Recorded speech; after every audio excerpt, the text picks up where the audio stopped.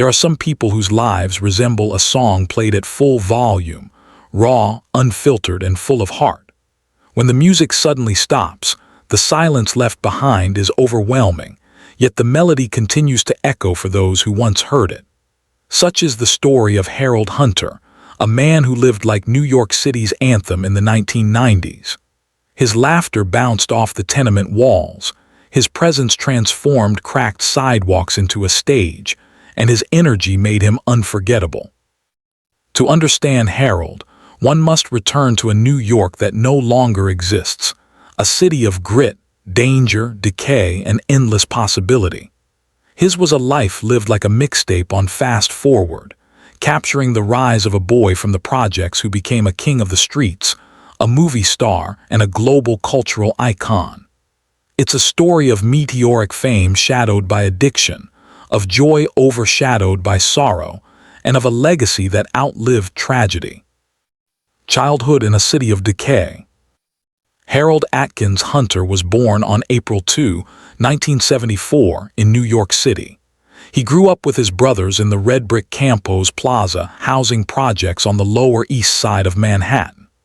The New York of the 1970s and 80s was collapsing under financial ruin.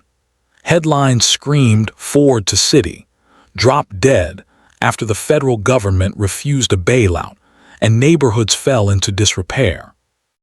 The Lower East Side, Lisada, to many Puerto Rican residents, was a crucible of survival. Tenement buildings leaned under neglect, bodegas blasted salsa music into the streets, and the smell of roasting pork mixed with the acrid smoke of burning garbage. Some landlords torched their own buildings for insurance money, leaving rubble lots that children claimed as playgrounds. Yet in the city's collapse, new cultures bloomed. Graffiti artists turned subway cars into galleries, DJs in the Bronx created hip-hop, and punk erupted downtown in grimy clubs like CBGB. Harold grew up in this chaos, but his spirit sparkled. His laugh, high-pitched, almost cartoonish, became his signature. His brother Ronald remembered how Harold could connect with anyone, his charisma magnetic even as a child. Discovery of skateboarding. At 13, Harold found the object that would redefine his life, a skateboard. In the late 1980s, skating wasn't a polished sport. It was outlaw culture, tied to punk rebellion and California pools. But in New York, it became something else. For a kid from the projects, it was freedom. A skateboard turned sidewalks into runways, marble ledges into canvases, and stair sets into opportunities. Skateboarding gave Harold a language to interpret his city differently. It wasn't just a hobby, it was his self-definition. By the early 1990s, his presence was impossible to ignore. Ruler of the parks. Washington Square Park and the Brooklyn Banks became his kingdoms. The park in those days was a swirling melting pot of skaters, hustlers, punks, students, and dealers. Harold thrived in that energy, his laughter echoing through the square as he united disparate groups. At the Brooklyn Banks, a daunting skate spot beneath the bridge, he conquered not through technical mastery but through style. He skated like a jazz musician, improvising with rhythm and feeling. He was less about difficulty and more about grace. More importantly, Harold's identity was revolutionary. In a scene dominated by white skaters, he became a visible pioneer for Black and Latino youth. He didn't preach politics. His sheer charisma erased boundaries. His multiracial crew embodied a new East Coast skate culture that would later inspire the Zoo York brand. Harold became their ambassador, their beating heart. Stardom through kids. In 1994, photographer Larry Clark and young screenwriter Harmony Korine arrived at Washington Square Park casting for a film. They weren't looking for actors. They wanted authenticity. They found it in Harold. His booming laugh and magnetic personality landed him a role in Kids, 1995, a film that became a cultural grenade. The raw, non-judgmental portrayal of drugs, sex, and violence shocked audiences. Premiering at Cannes, it polarized critics as either an honest masterpiece or exploitation. Regardless, its impact was seismic.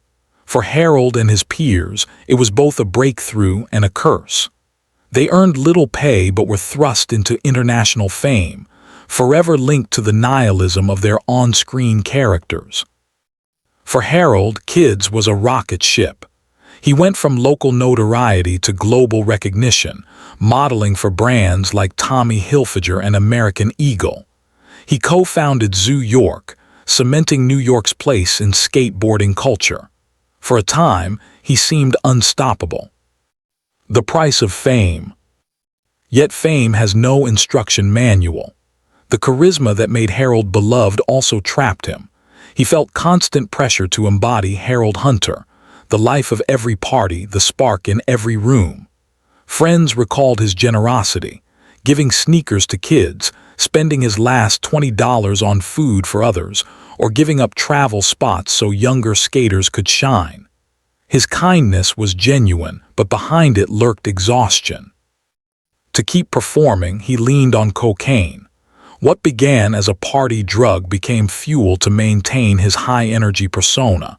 He confessed insecurities, believing he wasn't good enough as a skater, just the loudest guy in the room. Addiction deepened his loneliness. Surrounded by crowds, he felt isolated. His friends tried interventions, but relapse always followed. The tragic end. By winter 2006, Harold's lifestyle had taken its toll. At 31, he spent more time in his apartment at Campos Plaza. In February, silence replaced his usual constant communication. Concerned, his brother Ronald checked in on February 17 and found Harold's body. The cause: a cocaine-induced heart attack. The news devastated the community.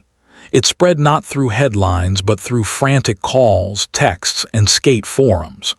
For many, it felt as though New York's heartbeat had stopped. Mourning and legacy. Tributes poured in. Murals were painted, skate sessions held in his honor. At the historic Ziegfeld Theater, hundreds gathered, celebrities, artists, fashion designers, and the same kids who once skated with him. They shared stories of his laughter, his generosity, and the unforgettable joy he brought. Out of grief came purpose. Friends like Jessica Forsyth and Jefferson Pang founded the Harold Hunter Foundation in 2007. Its mission: empower at-risk youth through skateboarding. Beyond boards and gear, it offered mentorship, community, and family, the very gifts Harold himself had given. Through the foundation, Harold's story transformed. He became not just a cautionary tale of addiction, but a source of hope. His generosity now fuels programs that uplift kids who never knew him in life. An enduring spirit. To measure Harold's life only in years is to misunderstand it. His 31 years contained density, chaos, love, laughter, and heartbreak in extraordinary measure. He embodied paradox, a kid from the projects who became a global style icon, a leader who doubted himself, a man adored by crowds yet struggling alone. His story mirrors New York itself. Raw energy slowly sanitized, culture birthed from struggle, joy carved from hardship. It's a tale of triumph shadowed by tragedy. Addiction stole him too soon, but his legacy lives in the community he built and the foundation that carries his spirit forward. Harold Hunter, the king of the streets, may be gone, but his laugh still echoes in skate parks, in murals, and in the work of the foundation that bears his name. His reign in the hearts of those he inspired remains eternal. And that concludes this story. If this touched you, honor Harold by spreading kindness, sharing joy, and lifting others, as he always did.